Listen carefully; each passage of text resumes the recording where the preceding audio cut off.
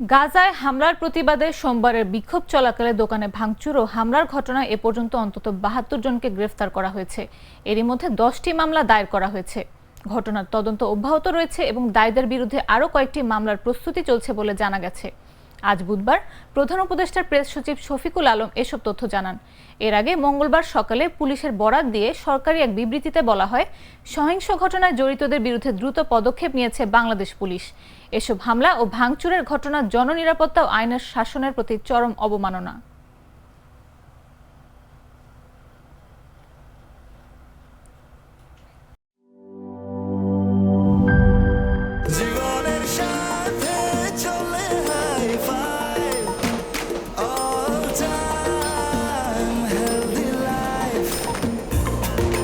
জার্নিতে স্বাস্থ্যকর all time family cake, all time healthy life.